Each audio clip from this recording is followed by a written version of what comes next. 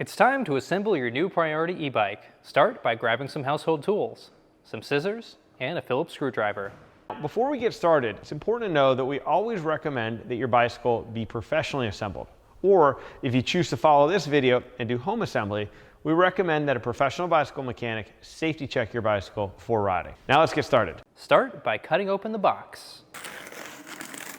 There are a few cardboard pieces here to keep everything stable in the box. So take those out before trying to remove the bike. Now this bike is heavy, so you might want to have a friend help you take it out of the box. Otherwise, I recommend pulling it from the back first.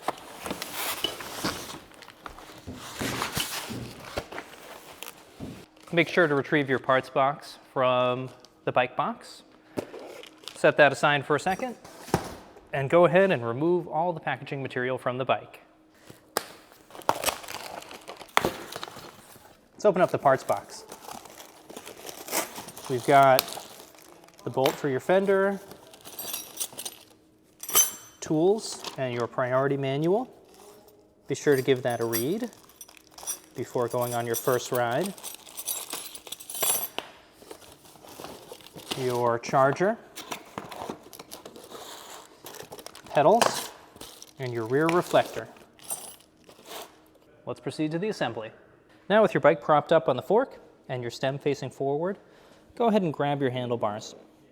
You'll see that there's a couple of main groupings of wires here and the front brake line. If that front brake line is running underneath the bottom of the down tube and behind the head tube here, then we're going to do a special trick, which is to rotate the fork counterclockwise 360 degrees, because we want this brake line in front.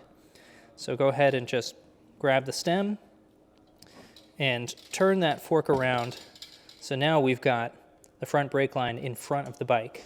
Now that we've made sure that the routing for the front brake line is correct, let's make sure that the other cable routing is right.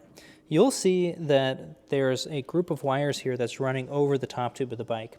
So you want to go ahead and lift that over the stem to make sure that all the wires are running free and in front of the bike. Put that down for a second and go ahead and remove the stem faceplate. If these are tight, use your 5mm Allen key to take all the bolts out. Remove the bolts from the faceplate, set those aside. Now, this is a little tricky, but we're going to put the stem faceplate on the handlebars and just slot it in right in front, in between the arms for the display and the front light. Now we're going to do the same with the stem. Fit that stem in between the display arm and the front light. If it's not snugly fitting in there, you might have to loosen the display arm using the 2.5mm Allen key that's included. Otherwise, it should fit right up so that the faceplate is sitting just off of the stem. Now grab your faceplate bolts and start to thread them in. If you feel any resistance to them threading in, stop, back them out, and start over. You don't want to cross-thread these. Just do a couple of turns to get them started. Now that we know that those are all going in straight, go ahead and go around and start getting them tighter. You want to tighten these in a star pattern. As you're doing this, make sure that the gap between the faceplate and the stem is equal on the top and the bottom. As they get tight, make sure they're even. And now torque them down to 5 Newton meters if you have a torque wrench. While we're at the front end, go ahead and clip off your keys. These are for removing your battery. Set those aside. And grab your Phillips screwdriver to tighten down that front reflector. Now to install the front wheel, pick up the front end of the bike and remove the brake pad separator. Now unthread the through axle. Remove it and remove the separator as well. Now take your front wheel,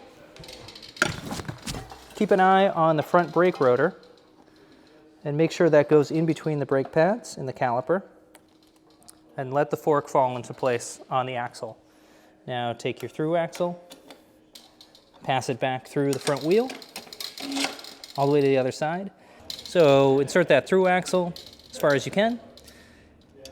There's a slot here for the lever on the through bolt where you can put this quick release lever to use it for leverage to start threading it in. You should feel the threads catch on the opposite side.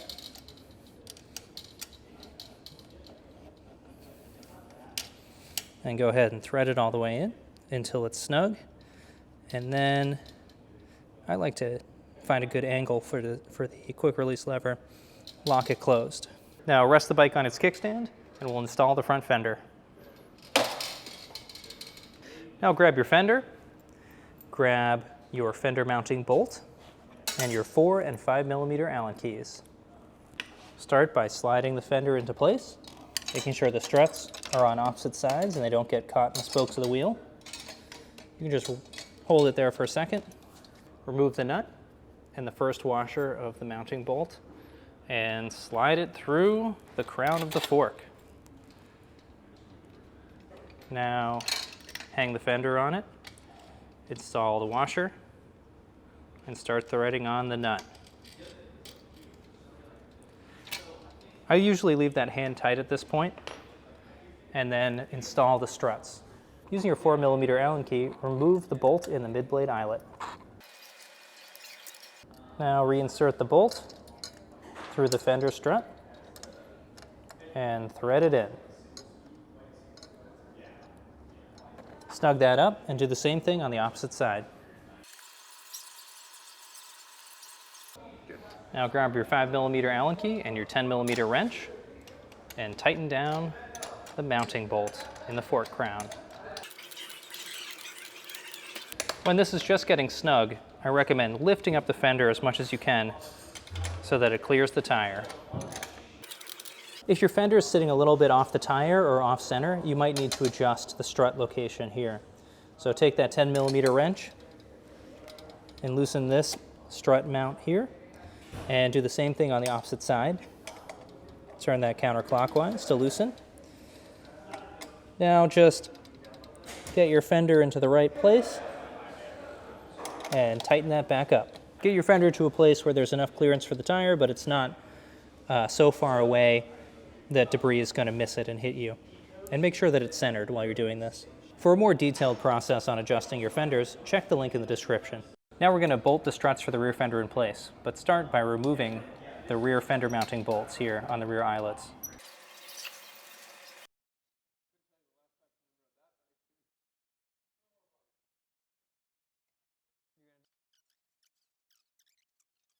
Now go ahead and do the same thing on the opposite side.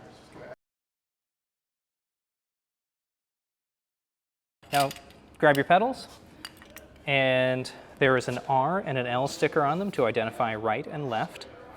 But just in case, the left pedal has a line here on the spindle to identify it. And that's significant because they are opposite threads.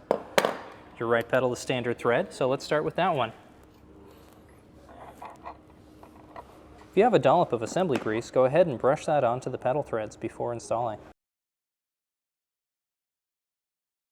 Once you've got it most of the way by hand, you can grab your 15 millimeter wrench and go ahead and finish it off. I'm going to hold the opposite crank arm with one hand and just push down with the other to get the pedal nice and tight. Tight enough to leave an imprint in the palm of my hand. Now let's do the left pedal.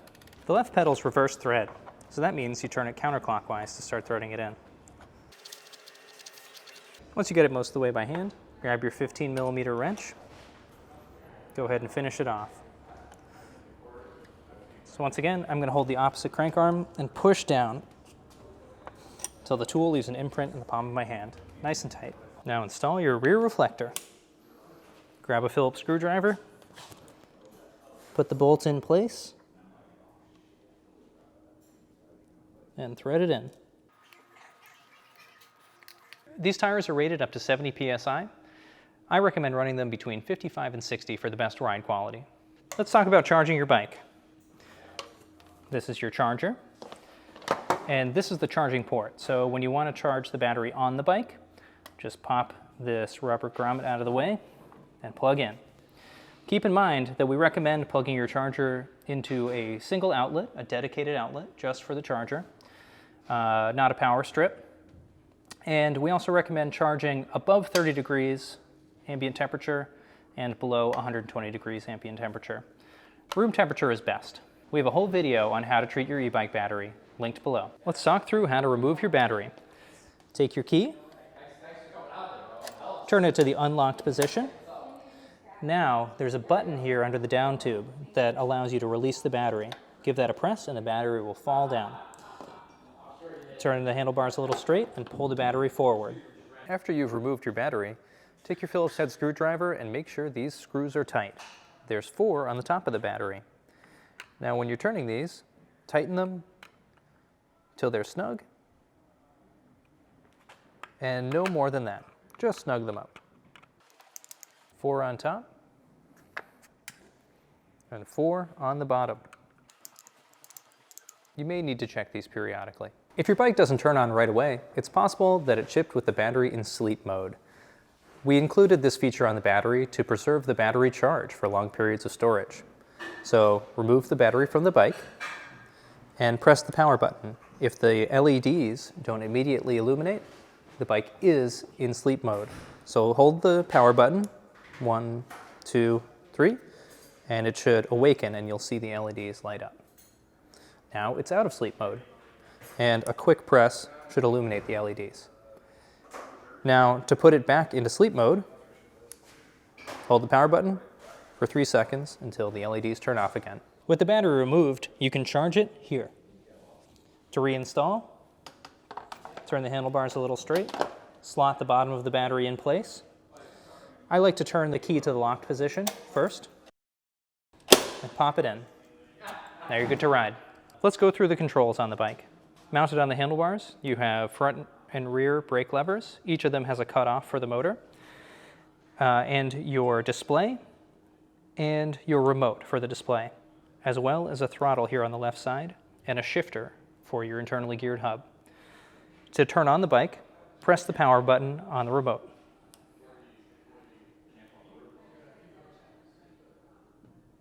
When the bike is powered on, you can see your miles per hour, your pedal assist level, including walk assist, your battery level, your trip distance, and the odometer. You can also cycle through other functions using the I button here on the remote, including maximum speed, average speed, time of your ride. Now, to change pedal assist mode and activate the motor, you can use the up or the minus button.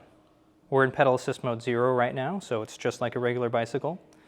To go with slight assist, you can put it into pedal assist 1, and you'll feel a bit of a boost from the motor. You can crank that all the way up to pedal assist 5, where the motor does most of the work for you.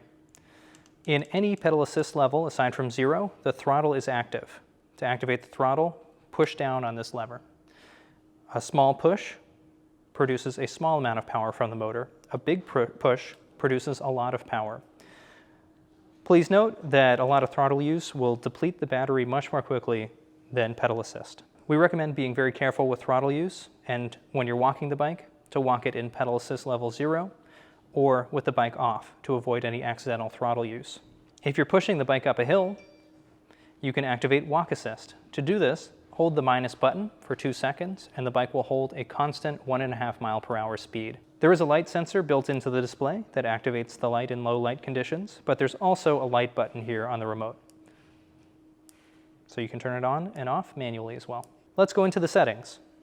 Hold the plus and minus buttons on the remote, and we can get into such parameters as brightness, units, how much time it takes to shut the bike off, and resetting the trip or setting a password on the bike. So let's talk about the trip reset. So hitting the I button allows you to enter the options in the menu, and the plus and minus button allow you to navigate between those options. I've highlighted trip reset. Hitting the I button allows you to select it. If you switch from no to yes and select that, then it will reset your trip distance on the main menu. Now let's go through the other setting options. So we're going to go here to display, where we can change the wheel size. No reason to change that. But depending on where you live, you can also change the speed limit on the bike, which will change the speed at which the motor cuts off. So the bike ships as a Class 2 e-bike, which is limited to 20 miles per hour on pedal assist and has a throttle. But depending on where you live, you can change that up to 28 miles an hour. So select speed limit and use the plus or minus buttons to change that up or down, depending on what you prefer. Now that you've completed the basic assembly on the bike, go through and check every bolt that you touched and every one that you didn't. But before you take it for its first ride, be sure to bring it by your local bike shop for a safety check. If you have any more questions about this bike or any other Priority models, please reach out. Our customer service team is happy to help, and the contact information is on your screen.